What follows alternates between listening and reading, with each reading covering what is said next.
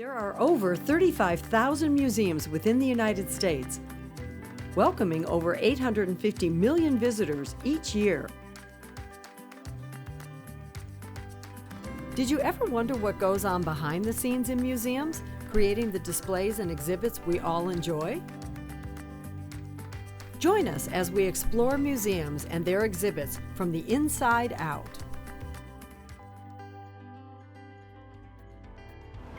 Hi, I'm Leslie Mueller. Welcome to Museum Access, the show that takes you behind the scenes at America's top museums. Today we're at the Intrepid Sea, Air, and Space Museum on the Hudson River in New York City. The museum welcomes over 1 million guests each year. The USS Intrepid launched in 1943 and survived 5 kamikaze attacks and 1 torpedo strike in World War II. Over 50,000 men have served on board during her time in service. Today we'll visit the flight deck, home to over 24 aircraft, including the world's fastest military jet and spy plane, the A-12, and British Airways Concorde. We'll also learn about the world's first space shuttle, the Enterprise. Then we'll take a behind-the-scenes look at the restoration area, where an F-11 Tiger and A-1 Skyraider are carefully being restored. So are you ready to take a walk through history on the flight deck of the Intrepid? Let's go!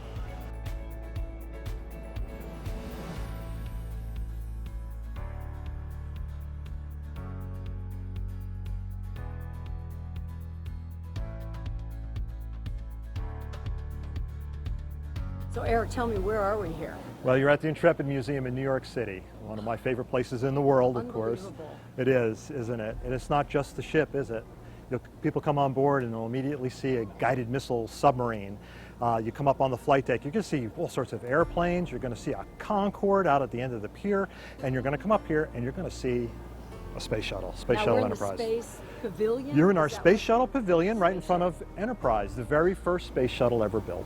There's just so many fun things going on here, so many educational things. It's just, anybody who has the impression that we're just a World War II aircraft carrier museum, a military museum, nothing could be further from the truth. We have so many programs going on here. I want to touch on one more that the education department does. Yeah, it's the GOALS program. It gets girls into education and science careers. So girls that have goals of being a scientist or right, these exactly, whatever. and they bring in astronauts and engineers and professionals to show them, like, hey, you can do this, and it's so much fun to watch them grow and develop.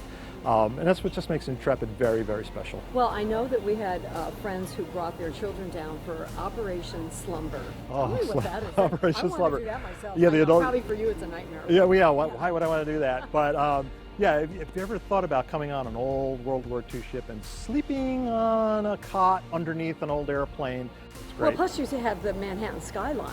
I mean, just to be on here at night and to be on deck and be able to look and see the city, it's really beautiful. cool. In fact, if my wife ever sees that, she'll remember our first date. I had her meet me in New York, and she wanted to see the ship, and the ship was closed, and I brought her up on the flight deck and the skyline. She's a photographer by trade, and she was just mesmerized by the view of the skyline from the ship. What a Took great 1,000 first pictures. date. It was. And, I just had to reel her in from there. So. Oh, yeah.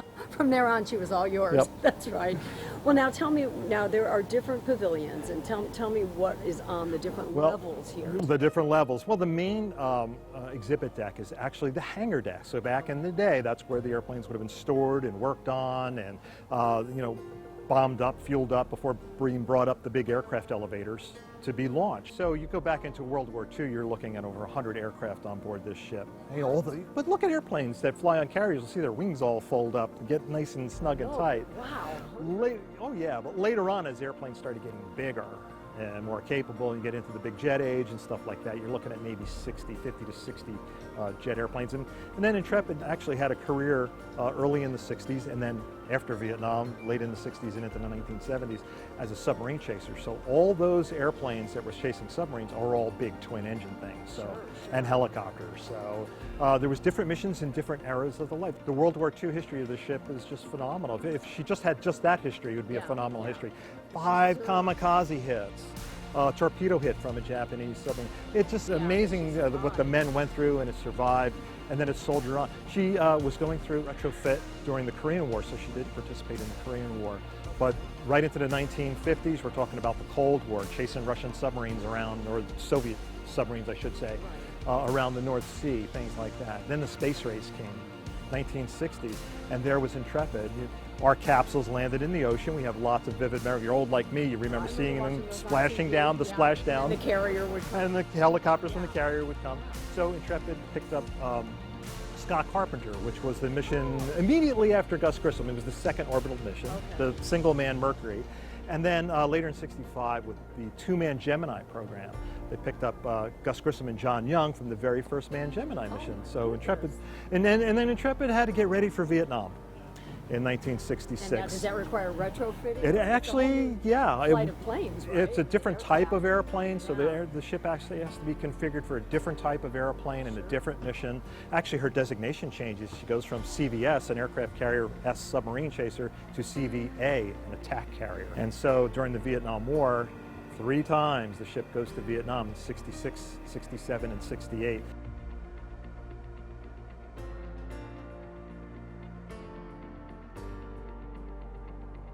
How did it get here to New York on the Hudson River? I mean, it was decommissioned. Absolutely. Already, and Intrepid was destined to be cut up. And at the really 11th hour, Zachary Fisher, who was construction executive here, the Fisher brothers are still here in New York City, and they're still the heart of the soul of the Intrepid Foundation, and the Fisher brothers are still there with us. But he saved the ship from the scrapyard with his own money. And so we had to pull the ship out in 2006 for 2 years so they could rebuild our pier. And while we took advantage of that, we went to a dry dock period, very short period in Bayonne, where I got to walk under the ship. And the hull was in silt here for just 30 some odd years. And it was Although actually, that can be protective. it was. Yeah. And I think we expected worse, but the hull looked pretty darn good. So a new coat of primer, a new coat of paint. That's good. Yeah, and then we moved to Staten Island. We sat in Staten Island for 18 months, and while there, I got to work on all these airplanes. How did you get her back to the piers? You just floated her down the Yeah, Hudson? tugboats towed her in, and a little bit of fanfare, and there was the band and all the people waiting here in Manhattan. And I got to ride the ship in, and it was like, I'm getting goosebumps thinking about it again. Because it was just an amazing feeling to come back to New York City. And that was 2008 when we came back. I can't believe it's 10 years. And we're back, and just better than ever. It's been amazing. Well, talk about better than ever. Let's 2012 Enterprise arrived, and we never thought we would get it. The shuttles were retiring, and there wasn't a lot to choose from, really. How many were there? Well, there was only 4 left, counting Enterprise. Right. We lost Challenger and we lost Columbia. Who was going to get Discovery, Atlantis, Endeavour? Enterprise was sitting at the Udvar-Hazy Center in Dulles Airport, part of the National Collection, part of the Smithsonian Collection. And I know museums, and I know the Smithsonian because I work with them all the time. I participate in their yearly conference. They're going to get Discovery. Discovery was the oldest, most flown, most historic missions. That is going to the National Collection. What are they going to do with Enterprise? Where is Endeavour going to go? Where is Atlantis going to go? And museums across the country threw their hat in the ring, just like us. And then there was the big announcement, and at the time the director of NASA was General Bolden. What we didn't know is that Charlie Bolden came to Intrepid without telling anybody, bought a ticket, and walked around. And he just visited the museum. He went up to floor staff and security guards, and just to see that there's a lot of passion. Would this be the right home for the employees of Intrepid? Have a passion to be here. We all want to be here. And he sensed that. And he sensed that, and he thought this would be a great place for one of. And we got Enterprise when they moved it out of Udvar-Hazy. So how did you get it here? Well, did it fly here? Yeah, it absolutely. Flew or not? To JFK? Yep, exactly. They put it on top of the 747. The 747 shuttle carrier airplane is the way they transported these all the time. Because they would land, a lot of times they would land in California. Sure. And you have to bring it back to Florida to launch. Right. So the shuttle carrier aircraft was also used with Enterprise in 1977 for the drop test. Oh, that's cool. And so, Enterprise also rode that airplane over to the Paris Air Show and visited Europe, this very, very shuttle. So lots of experience on the top of those. Could get here. Right. Yeah. And flew over, made a bunch of circles around New York City. A lot of people took pictures, and landed at JFK. We demated it and put it on a barge, floated it around, and had a very large crane, and just took it off the barge and put it right on this spot before the building was built. You'd almost have to put the building around it. Yeah, I don't think that's uncommon. Yeah. Because how else could you? It's the only way it made sense. Oh my God. Only way it made sense. So I know we've got the flight deck to look at. Should we go there next? Let's look at airplanes on the flight deck. There's I'm ready. lots of stories out there. Oh, great. Let's go. Alrighty.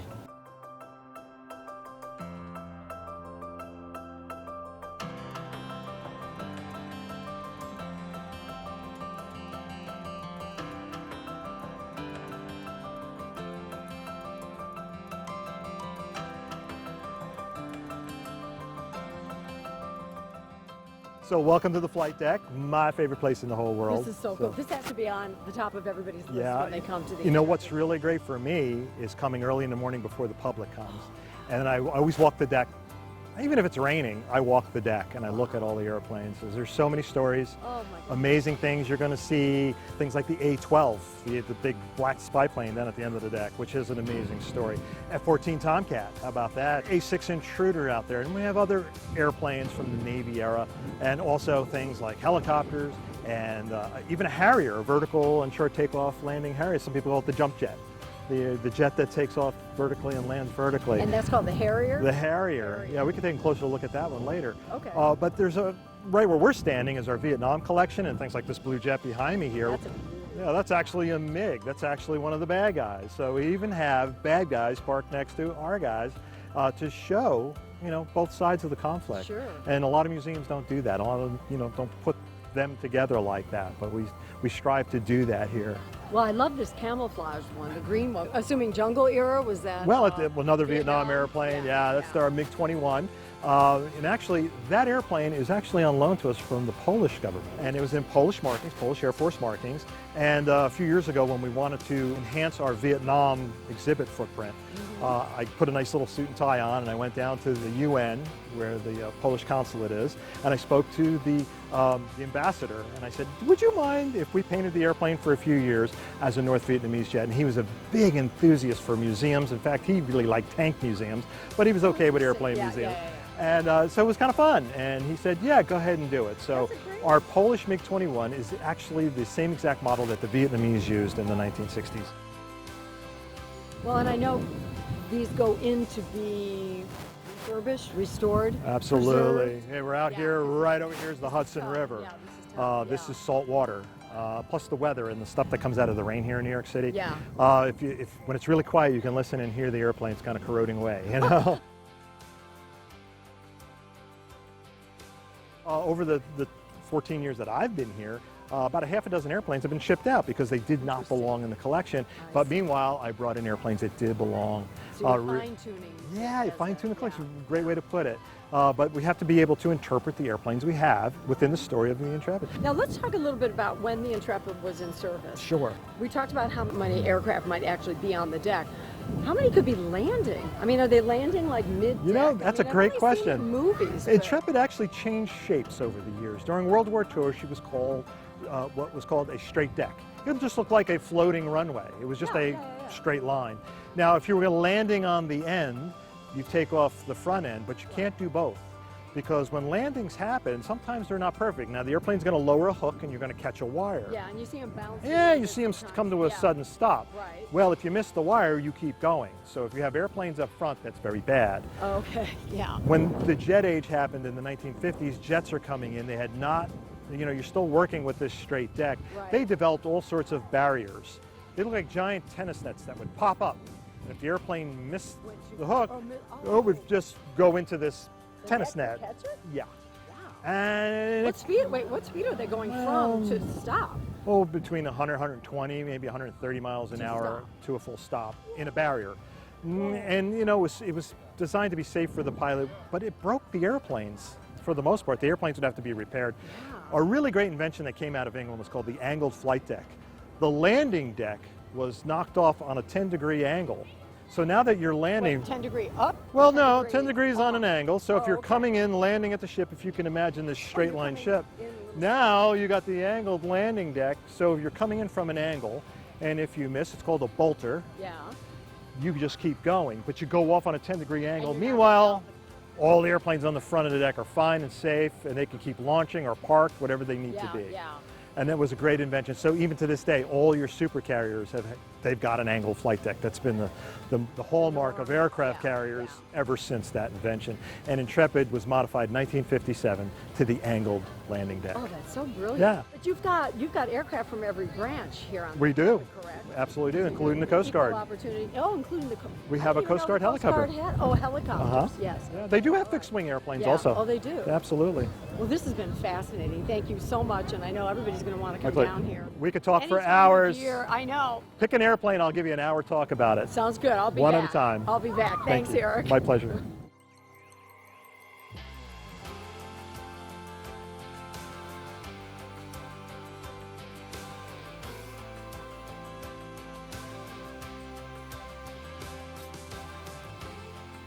So Dina, tell me, where are we? This is so cool. We're at the restoration hangar for the Intrepid Sea Air and Space Museum. Oh my gosh. And this is where the magic happens with all of our aircraft. It is where the magic happens, isn't it? It really is. So do you have to know all of the different aircraft? Well, I work on all of the different aircraft and the Enterprise spacecraft as well. Oh my goodness. So we get a lot of variety in our day here. And are you rotating the aircraft out of here, or Yes. do you see one that looks like it hasn't been Yeah. addressed in a while, and Yeah. that's when it comes Yeah. in? Yeah, all of our aircraft, area. you know, they're all old to varying degrees. None Yeah. of them were built to last as long as they have. So they're all kind of trying to return to nature. They're all deteriorating as we speak. So, you know, we try and do some triage. You know, it needs the most attention, and that's what comes in. Well, and I would think that when these planes were in service, they would be protected. They would be flying back. Yes and no. go I in the mean, hangar and well, not so necessarily- much if they're Navy planes, because they would be living on the flight deck often or on the hangar deck for repairs. see. I mean, they would, active duty carriers still, I mean, would stuff as many aircraft as they can into the hangar deck and then also onto the flight deck. Well, so we'll get back to the restoring here, or the preservation here, but you're talking about being able to get as many Right. aircraft on a carrier. Right. Is that why the wings are up? I noticed Absolutely. that many times Yep. the wings come up. Anytime you see an aircraft that has wings that fold up, this is the only one I've seen where they fold down, you know it's a Navy plane. Whether it's American or another country, that's because we want to jam as many in as we can, and also to fit on the aircraft elevator. That's why this has the wingtips, not very much of it that you see are folded down, Yes. but it needed that much space to fit on the aircraft elevator to be able to go between the hangar deck and the flight deck. And there'd only be one aircraft per lift on the elevator, or could you get more than one on? guess it You know, depends on the anything that ship. I've seen has just been one, Yeah, but it wouldn't yeah. surprise me if in wartime. And I'll just take that back about every aircraft having folding wings. If you look at our A4 Skyhawk, that's I think one of the only Navy planes where it's a small delta wing, and it was so small, it doesn't have a big footprint. It really didn't need to have anything fold. Oh, that's kind of handy. Yeah, Huh? yes, yeah. So tell me about this. I understand that this gorgeous blue plane behind us was a It was a Blue Blue Angel. Angel? Yes, Yeah, absolutely. yeah, It great was. color. Yeah, Yeah. 61 to 63. And my boss, Eric, who you've met, kind of discovered that sort of by accident. And I think I actually was with him working underneath the plane. It was painted in navy tan colors. And we were doing something under there, and he saw some paint that was kind of chipping and loose, and he started to chip away at it. He's saying, I think that's Blue Angel blue. And it's a distinct color, isn't it? well, there are a lot of Blue Angel blues I've found in researching Oh, this and okay. getting ready to preserve it. I think every few years, and whoever decided what color they were going to be. So there are a bunch of Blue Angel blues, but blue and yellow are the Blue Angel colors. Like cars that have VIN numbers, aircraft have bureau numbers. Navy calls them bureau numbers. And they're all individual and unique.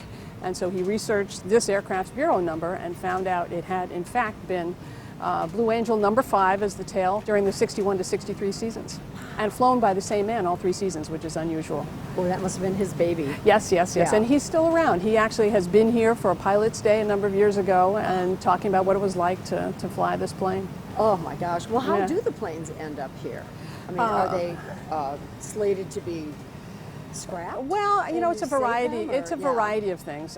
Most of our aircraft are on loan, either from a branch of the military. Many of our Navy planes are on loan from the Naval Aviation Museum in Pensacola, Florida. They have so many planes, nicely enough, they spread the wealth. Share it, yes, And, yeah. But, you know, there's some that we own. A couple of our MiGs, one was a gift of the Polish government. Our T-34 Mentor was actually owned by a private individual, which is unusual, particularly for Navy planes, and he left it to the museum in his will. Oh, how So nice. it's a variety. We found one on eBay, maybe more than one. Are you kidding? On eBay? I couldn't make that up. That's so funny. No, you couldn't make that up. Well, what about the one behind you here? Our Skyraider, this is actually a prototype of the plane that became the AD or A1 Skyraider. I believe it's the oldest one in one piece still in existence. Oh my gosh. It's an amazing plane. I think it was like the 18th one built in the 40s. It was designed during the World War II but not used then. But it was used extensively in Korea and Vietnam War, and also by a variety of branches of our military as well as others. Super successful plane, a lot of different variants doing different missions. And is that a Grumman, or who manufactured Douglas. that? Douglas. Okay. Mm-hmm. Yeah. That's the AD. That's the D part of the AD Skyraider. And it was just an amazing plane, and we're really lucky to have it here. It is also on loan from the Marine Corps Museum down in Virginia Beach. Well, how nice of you to kind of preserve it a little bit before it has to go back. Well, no, I think we'll have it here for a while because it was yeah. displayed there outdoors for a long time, which means that it needed a lot of work and still does. It really was kind of more bird sanctuary than aircraft when we got it. Oh. I mean, it was, it's gorgeous looking, certainly anything above center line. Yeah. But there's been a lot of metal corrosion and parts that were kind of missing, and so there's a big job going on and has been for a while to bring it some back. of these take a year to? Oh yeah. Yeah, this has already at been least. getting worked on for over a year and a half. Wow. And what about the Blue Angel? Blue Angel hopefully is getting close to completion, finding more corrosion and sheet metal work necessary than I originally thought, but it's been here since January. So hopefully... It's like an anthropology dig, isn't it? It Going is. Through. Well, to find out. Particularly a plane that we haven't worked on before, like the Skyraider. When we sand it down, which is always one of the first things that we do, it becomes forensic. I mean, as you sand, Sure. You have a light hand and you see markings and you see lettering and things come up that is amazing because you see prior lives. But let's talk about the nose art first. Well, who designs those? Well, it varies. I mean, Yeah. this was a prototype, so the nose art on this, and it's being brought back to its prototype Original. colors, was designed by Grumman. It's a great design, and my colleague Peter has been working very hard to recreate it, and it's going to be amazing. I mean, Peter is an artist, so it will do very well. Second World War nose art was very popular. There are lots of books written about it, and a lot of it would have just been the squadrons. Yes. So the squadron would do that? Yeah, it would be just a motivational thing. We have our shark mouth crusader to kind of, make something look fierce and aggressive. Yeah, so there were a lot of different reasons to paint things different ways, and a lot also had to do with the name of the squadron or whatever their emblem was. So tell me about the star and bars that are on the back of the Skyraider. You will see that on pretty much every military plane. I mean, that's the US military emblem is the star and bars. It's evolved and changed over the years to a large extent. But on the Skyraider, as we've sanded it, you do see it coming up in different shapes and sizes, but it is still recognizable as the US Navy emblem. Yeah, it just looks like it shifted a little It bit. has. They've changed They it. wouldn't just paint it right on top of the old one, but who knows? This has a Yeah. long history, so one can never really It's tell. part of that history. Yes, yeah. Well, now, once something has been restored, does it automatically just go back out on deck? Yes. And then something else comes in? Yep. Yeah, so this is a constantly active area. Yeah, absolutely. We do preservation and work on the aircraft on the deck as well. Really depends. I mean, I just replaced a bunch of hinges on the doors of our Huey helicopter because they had broken, and we were able to locate some replacements. But we try and give them all what they need, but we only have one building, we only have 3 full-time staff and some wonderful volunteers. But how rewarding. Oh, tremendously. When you see it come out tremendously. back on deck Yes, again. I mean, yeah. it's like it's being released from the hospital. Yeah, pretty much. And it's great to see the visitors and people looking at it, and our staff and volunteers, because they all form attachments to different aircraft. Or have a relative that flew Yes, it, or for whatever reason. Yeah. Well, thank you for sharing this with us today. Pleasure. Thanks.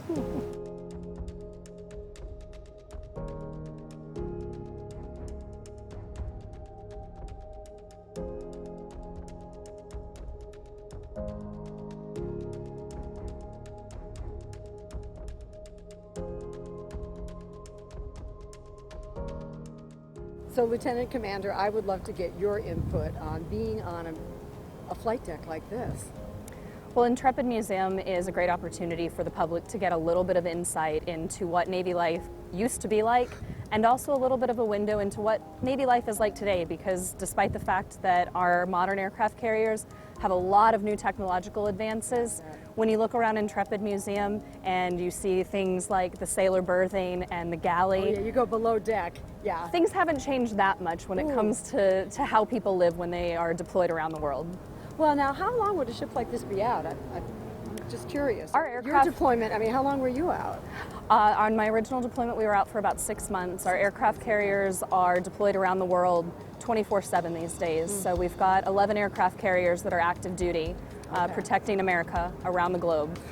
And they can be out for any given time from a few weeks to 9 months to even 11 months. It's really all dependent on what the mission requires. Well, and then how many service people would be on a ship nowadays? Our modern day aircraft carriers deploy with about 5,000 to 6,000 sailors, and that includes a full air wing and ship's company. Tell me a little bit about what you were doing when you were serving. Well, we were deployed in the Middle East in what's called the Fifth Fleet area of operations, and we're just constantly monitoring the situation out there and making sure that our friends, our partners, our allies are protected, that sea lanes are open, and that commerce can flow freely throughout the maritime domains.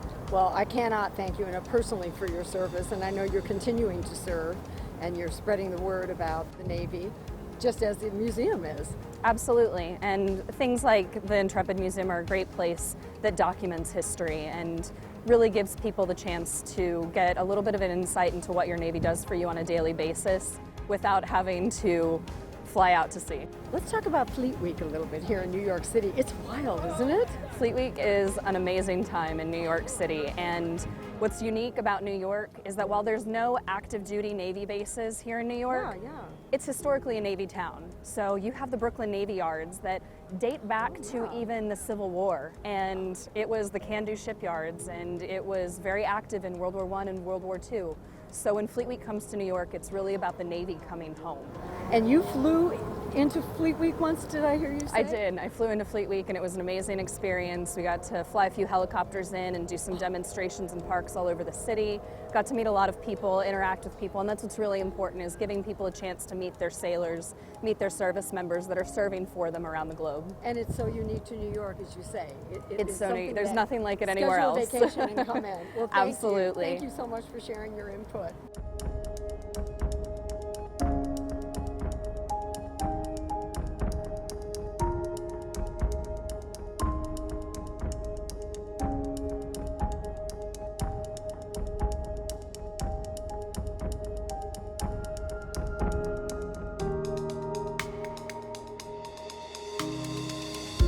Well, I can see how history, science, and service intersect at the Intrepid Sea, Air, and Space Museum.